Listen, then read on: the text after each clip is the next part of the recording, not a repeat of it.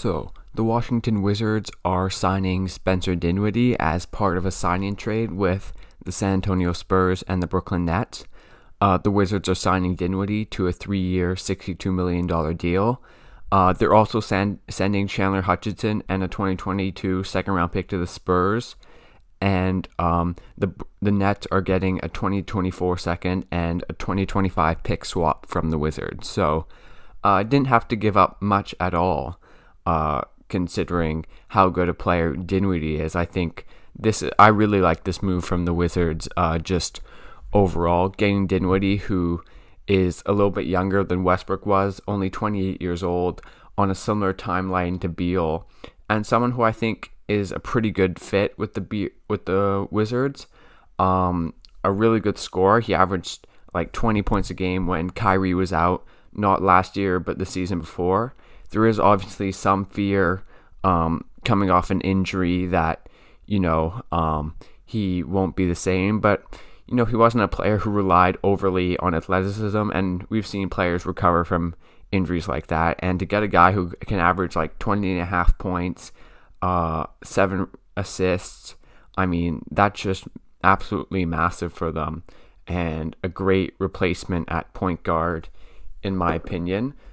So Dinwiddie, I think he's more of an inside scorer than an outside scorer. Not a great three-point shooter, though he's willing to take them. But if you think pick and roll, isolation, just getting to the rim, being able to use his body well and finish around the rim, I think that's something that's valuable in the modern NBA for sure.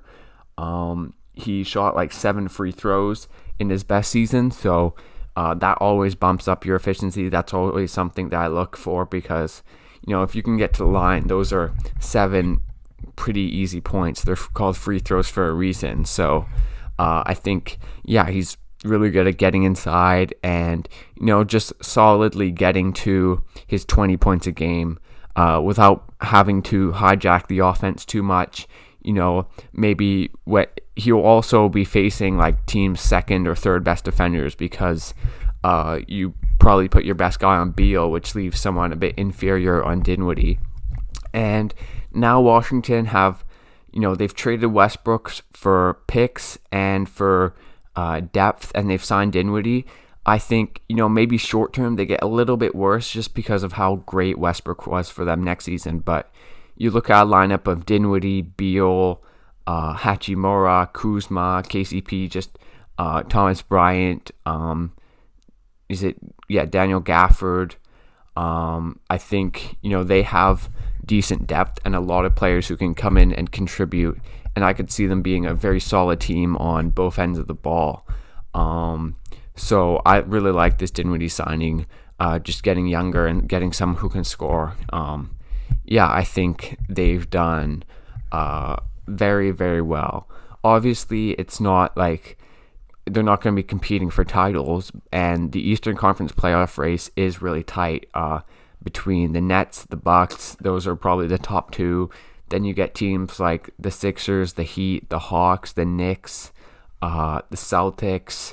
So it's going to be really tight. I think, they're probably in that tier that's going to be aiming for the play-in with teams like the Pacers and the Hornets. So, that isn't bad.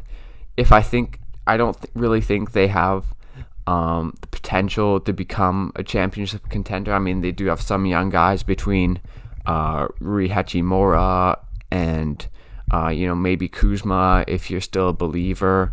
And then, of course, I think they've set themselves up so that in 2-3 years they'll have decent cap space, and maybe a superstar could want to come and join if they've built something good. If they've built something between Dinwiddie, Beal, and Hachimura. I think there is some worry about a little bit of overlap in just where those guys scores, because it's sort of a little bit too much mid-range for my liking between Dinwiddie and Beal, who both like scoring the mid-range. Hachimura, who has showed a good mid-range. Kuzma, who likes to shoot those. So, maybe we're going to see a bit more Beal threes, a bit more Dinwiddie getting to the rim. I think this is definitely a fixable problem. Just getting to the rim, getting to the free throw line. I think they should be towards the top of the NBA in free throw rate between all their guys. So yeah, I think that's about it. If I think about defensively, I mean, they're not going to be a great defensive team, but if they have Gafford and Thomas Bryant in there blocking shots, they have perimeter defenders like KCP and Hachimura. Dinwiddie is 6'5", so he has decent size. He can probably switch through a few positions. I think they'll be solid defensively and solid offensively. So the Wizards, they get rid of Westbrook's bad contract. They sign Dinwiddie, and they just look in a very stable, nice, comfortable place right now, with a few options and lots of flexibility. Like, this is a tradable contract. Obviously the big thing remains if Beal wants to stay. I think he probably does, but obviously if he requests a trade, that changes everything. But right now, I think they're in a good position.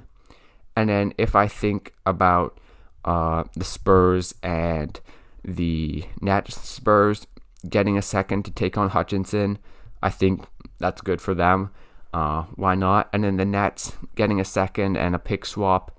I mean, it's not a great return for Dinwiddie, but they really didn't have the cap space to keep him. And, I guess it's better than getting nothing. So, with the Wizards being not having a salary cap to sign Dinwiddie outright, you think that maybe they could have gotten a little bit more, but at the end of the day, maybe they used those picks in a future trade. I mean, it's fine. They weren't keeping Dinwiddie.